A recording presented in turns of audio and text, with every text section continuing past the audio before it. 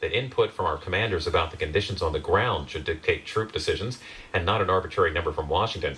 I'm pleased that today's decision supports our military's request for forces, but I look forward to hearing more specifics on how the proposed troop number will adequately cover the defined missions, as well as provide appropriate force protection for our military and civilian personnel.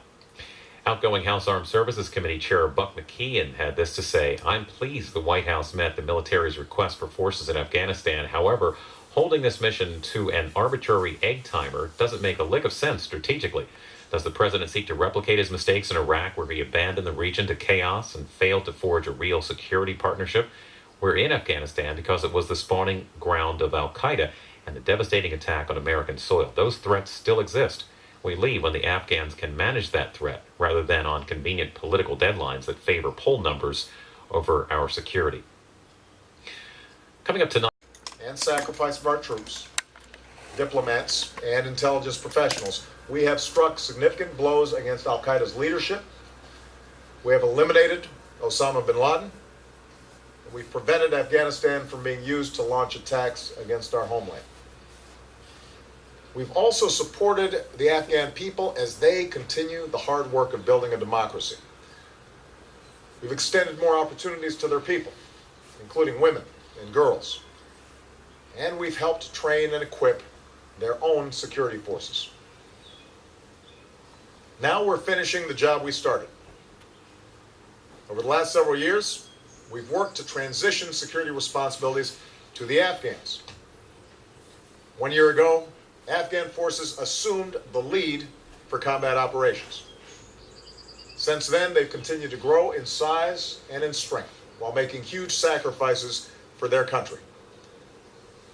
This transition has allowed us to steadily draw down our own forces from a peak of 100,000 U.S. troops to roughly 32,000 today.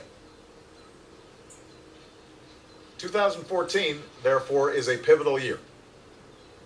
Together with our allies and the Afghan government, we have agreed that this is the year we will conclude our combat mission in Afghanistan.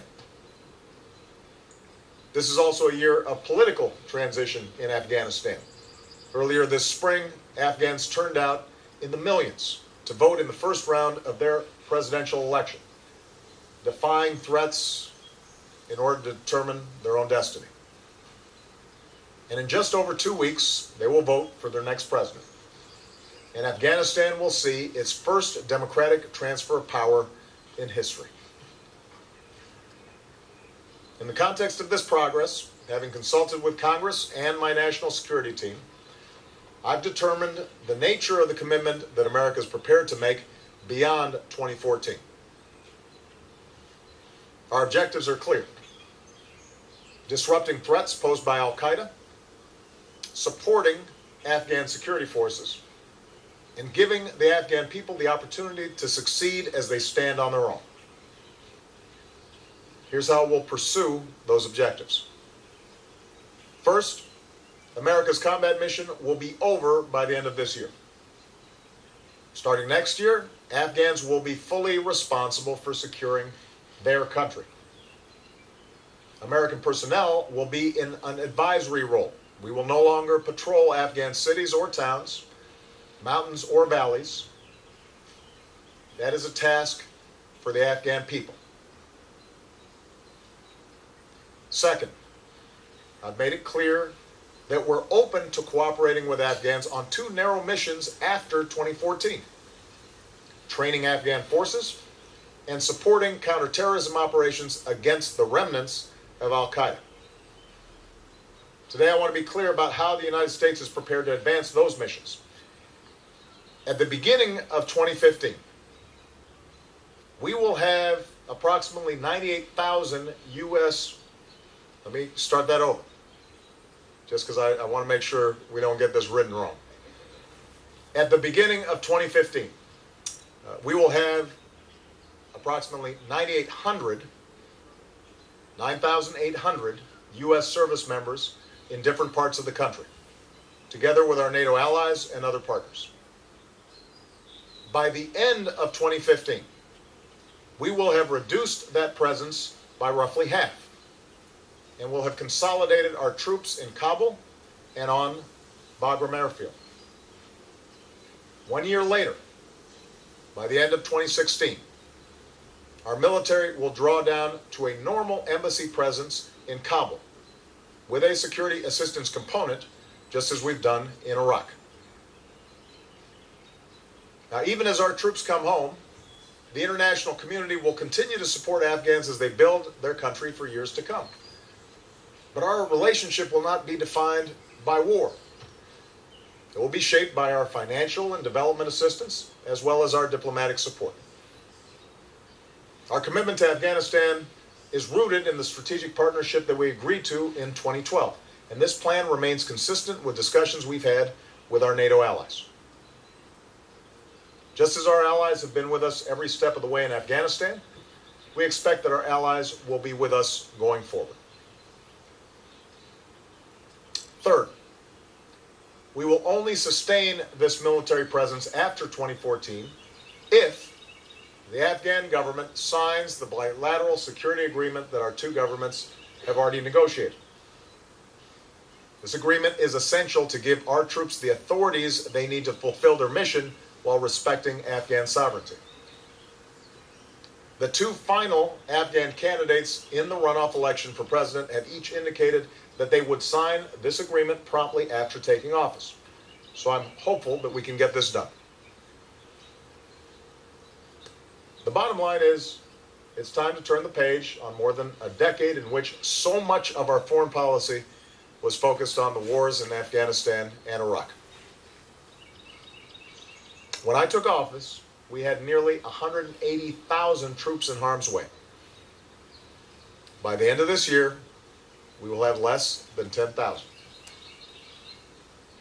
In addition to bringing our troops home, this new chapter in American foreign policy will allow us to redirect some of the resources saved by ending these wars to respond more nimbly to the changing threat of terrorism, while addressing a broader set of priorities around the globe. I think Americans have learned that it's harder to end wars than it is to begin them. Yet this is how wars end in the 21st century.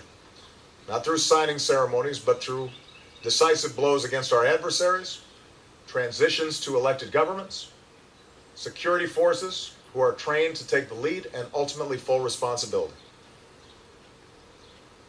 We remain committed to a sovereign, secure, stable, and unified Afghanistan. And toward that end, we will continue to support Afghan-led efforts to promote peace in their country through reconciliation.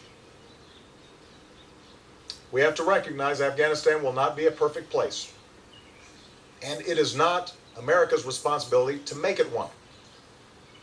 The future of Afghanistan must be decided by Afghans. But what the United States can do, what we will do, is secure our interests and help give the Afghans a chance, an opportunity to seek a long overdue and hard-earned peace. America will always keep our commitments to friends and partners who step up, and we will never waver in our determination to deny Al-Qaeda the safe haven that they had before 9/11.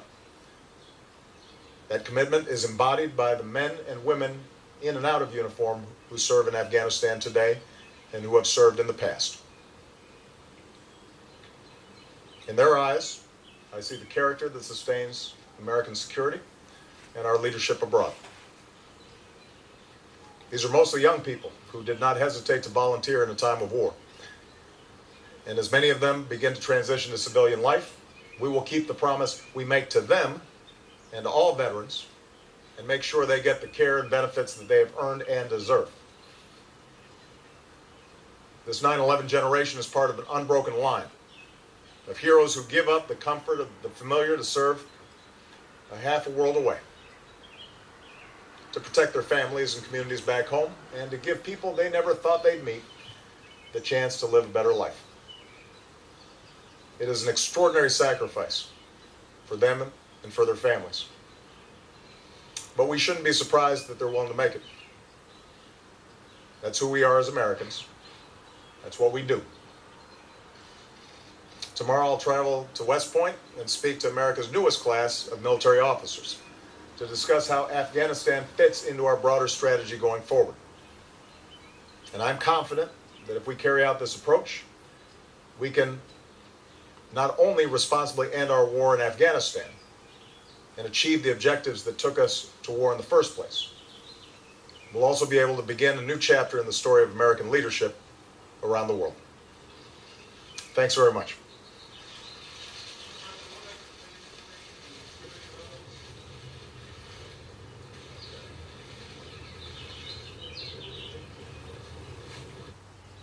The president wrapping up here in the White House Rose Garden, and some reaction already coming in from a number of Republican senators. Senators McCain, Graham, and Ayotte had this to say in a statement, in part: the president's decision to set an arbitrary date for the full withdrawal of U.S. troops in Afghanistan is a monumental mistake and a triumph of politics over strategy. This is a short-sighted decision that will make it harder to end the war in Afghanistan responsibly. Today's announcement will embolden our enemies and discourage our partners in Afghanistan and the region.